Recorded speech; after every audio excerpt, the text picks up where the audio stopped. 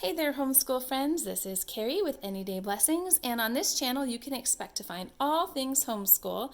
I do flip-throughs, curriculum reviews, I show you day in the life, how we use materials so you can see what a lesson looks like. I show you organization and planning tips. Anything related to homeschool, you can expect to see it here. If you like that idea, please consider subscribing and sticking around and following us in our homeschool journey. This fall, we will be homeschooling a fourth grader and a kindergartner, and we will share all of that here on the channel, Instagram, and Facebook. Please go ahead and hit the like button and consider subscribing, and we'll hop into today's video, which is how I make a library haul list. How do I decide what books to get out from the library? Where do I find the books that I'm reading to my children and having them read, and all that good stuff. I have talked about this before, but some of you have asked me for a little more detail, so here we are today. What you see before you are a good sampling. It's not quite all of them, but this is a good sampling of the curriculum publishing or publisher catalogs that I regularly reference from year to year for materials to use with our kids. I'm not going to go through all of them, page by page or anything like that, but what I'm going to do is just kind of give you an idea of how I take apart, maybe is the word to use, how I take apart and then piece together different things that meet the needs of our family. So I may see a read aloud or a spine book that goes along with a history course in one of these catalogs and say, I don't want that to be our spine, but I'd love to use it as a read aloud. And so I'll just put the chapter book on my list. And maybe I'll look through and see something that was assigned a year behind or a year ahead of where we are and say, I think we're ready for that now. And so I've learned to just kind of take things apart and put them back together. And I'm just going to briefly walk through that with you today. I'm not going to have this be terribly long. And hopefully this will give you some ideas for places to find really good literature to both read to your kids and also to have them read in their own independent reading time. So first up, I'm doing this one first on purpose because this one doesn't really get a whole lot of love in the homeschool community. I don't see too much talk about Veritas Press out there in the YouTube world, and I really, really, really love some of the books they found. I have not seen the books that they have suggested any other place. They were totally new to me when I found the Veritas Press catalog, and so I'm just going to flip this open and show you how I would begin to make a reading list, or a library list for my kids. So the very first thing that I would do is I would sit down with my first publisher's catalog, and I would go to the grade before the grade that my kids are in. So I'm making a list for my fourth grader, and just as a little side note here, when I complete that list, I will put it up on the blog, so make sure that you're subscribed over on the blog or on Facebook or Instagram, because I will also share it there as well. But I'm going to make a list for my fourth grader, so I'll actually start at third grade just to kind of back up, see if there's any books that are kind of close to his level that I may have missed that didn't get on the list that I want to put on the list this year. And with Veritas Press, they do use readers and chapter books and things like that as their history spine. They don't have a main textbook. They use a literature-based approach to teaching history. So you can see they have several books here that might make it on the cut for my library list. But the real treasure in Veritas Press that I particularly love comes in math. But, let me see. This isn't math yet. Let me show you one more thing here. Here are some of the examples. These would be things that could be readers for my son. They're probably going to be a little easy, so I probably wouldn't have that be like his independent reading time, but maybe like a book basket style of book, something like that. But then lots of other books here that he could read for independent reading, or I could read to him out loud. But let's skip through here. Of course, they have their literature books. The math. Can you see this here? The multiplying menace divides. Let me go through to fourth grade. There was some in fourth grade too. the Circumference series. All these books here, Circumference and the Round Table, Circumference and the Dragon of Pi, Circumference and the Island of Imiter, Circumference and the Sword and the Cone, and Circumference and the Vikings Map. These are all picture books related to math, and I hadn't heard of them before I found Veritas Press. I have since seen them show up in other avenues, but this was the first place I saw them. I'm backing up just a little bit to 4th grade to show you again. I will go through here and look and see if there's anything I want to read aloud or anything I want to have my son read, anything I could use as a picture book for my daughter, because some of these books have tremendous, tremendous pictures. And you won't know that until you actually get them in your hands. So the list I'm actually making is my research list. Okay, when I go through and do this, I'm actually going to get these books way before the school year starts, probably beginning of August. We usually start the 3rd week in August. So I will get these books usually at the beginning of August, late July, and I will look through all these books that I've picked out from the library, and I will give it a thumbs up or thumbs down vote, a yay or a nay vote on whether or not we're going to use it for the school year. I personally like to preview the books, especially since I'm going from such a wide variety of publishers. I like to kind of see them first, know what they're about, and see if they'll fit our learning style. So the list that I'm making, we won't necessarily read everything on that list. I will post another list of what we're actually intending to read and use.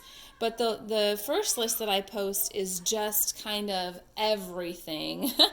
And then I will whittle that down after I get those from the library and pick out the ones that we're going to use. So I'm not going to go through every single catalog, like I said, but I will just show you the process with a couple of these. Timberdoodle, of course, there will be a separate video on this because you know I love Timberdoodle. And I will show you some of the fun things that we got to bring fun schooling in a bit and game schooling. But they also have some good library books in here. So if you go here to True Stories of the Revolutionary War, that's a very neat book. They have these graphic novel books, True Stories of War. They also have the 24-hour history books as part of their curriculum. Now, I didn't get the whole package here, as you know, but I will get some of these history readers that they have as part of their package. So good places to find those additional reading books and book basket style books for your homeschool. Memoria Press, if you saw my video about the best time to buy Memoria Press, make sure you look in the very back of this catalog and this one. They have alternate literature suggestions. They make for some good library material. Of course, Sunlight, I think every homeschooler uses the Sunlight books for their library hauls. Here's a surprising one, guys, and I don't want you to overlook this one, especially if you're a Christian homeschool family.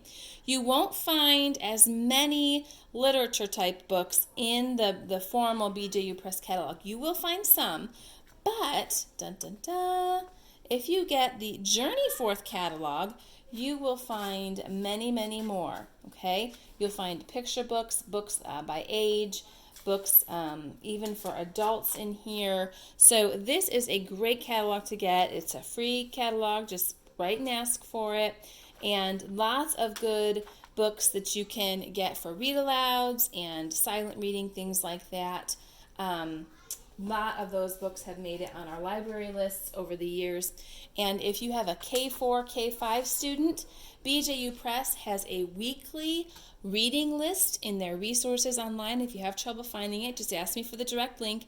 But they have a reading resources link that has like 5 books per week for the K4, K5 age. And we loved so many of those books. And because it's coming from BJU Press, I was completely confident that the content of those books was wholesome. So that was a fun book list to go through with my son.